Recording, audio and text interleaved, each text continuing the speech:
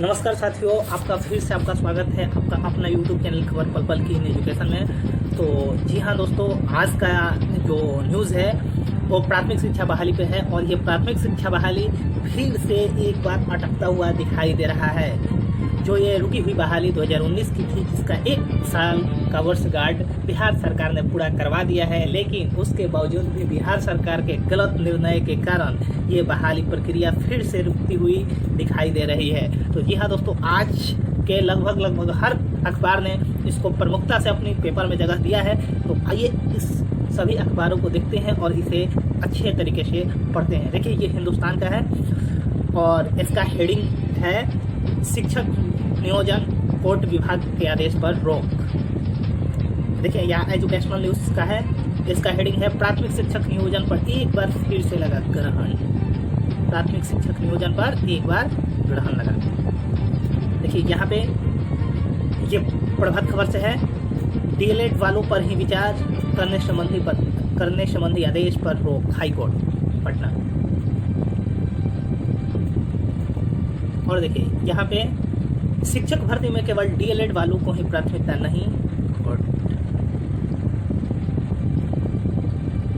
फिर से देखिए, इस अखबार का हेडिंग है डीएलएड अभ्यर्थियों को ही शिक्षक नियोजन में विचार करने के आदेश पर रोक। और देखिए, यहाँ पे भी वही खबर है। अब हम लोग इसको विस्तृत रूप से पढ़ते हैं।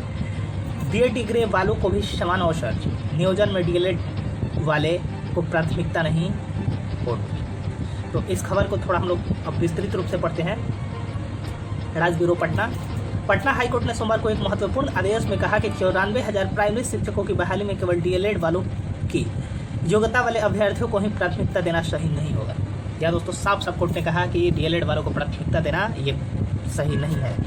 कोर्ट ने यह भी कहा कि राज्य सरकार का यह भी फैसला गलत होगा कि शिक्षक बहाली में डीएलएड डिग्रीधारियों की कमी रहने के बाद ही बीएड डिग्रीधारियों को मौका दिया जाएगा। या दोस्तों, हाई कोर्ट ने फटकार लगाते हुए साफ ये कहा कि ये कहीं से भी उचित नहीं है कि अगर डीएलएड डिग्रीधारी नहीं रहेंगे तभी बीएड डिग्रीधारियों को मौका दिया जाएगा।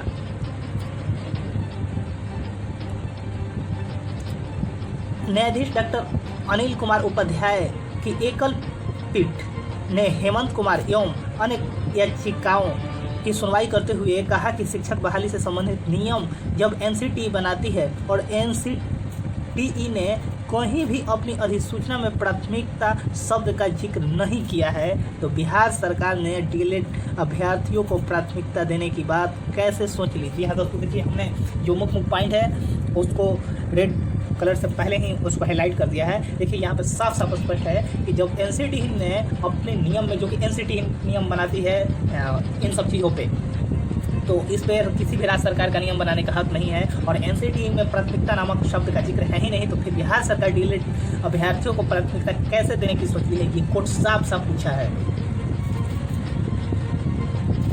कोर्ट ने यह भी कहा कि जब बहाली की प्रक्रिया चल रही थी तो बीच में ही नियम कैसे बदल दिए गए।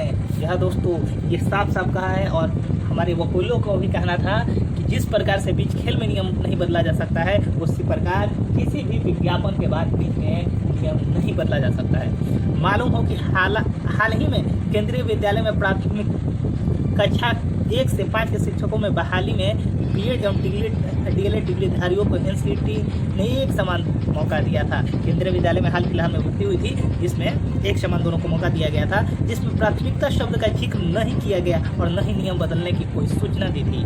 तो फिर बिहार सरकार ये दोहरी नीति क्यों अपना रही है दोस्तों? तो आज की यही थी खबर। देखिए, यहाँ पे है, थोड़ा सा इसको भी पढ़ लेते हैं। 14 तक जमा होंगे आवेदन। प्रदेश के प्रारंभिक शिक्षकों की नियुक्ति के लिए अभ्यर्थियों को 15 जून से नियोजन इकाइयों में आवेदन जमा किए जा रहे हैं। 14 जुलाई तक जमा होंगे, यानी कि अभी कोई रोक नहीं है। और जो डीएलएड वाले 18 माह वाले जो अभ्यर्थी हैं वो अभी जमा कर रहे हैं और 14 तक जमा भी करेंगे। तो दोस्तों, यही थी आज का न्यूज़। और अभी तक आपने इस चैनल को सब्सक्राइब नहीं किया है तो प्लीज़ सब्सक्राइब कर लीजिए, आइकन दबा लें। और खबर अच्छी लगी हो तो प्लीज़ लाइक और शेयर जरूर करें। थैंक यू, धन्यवाद।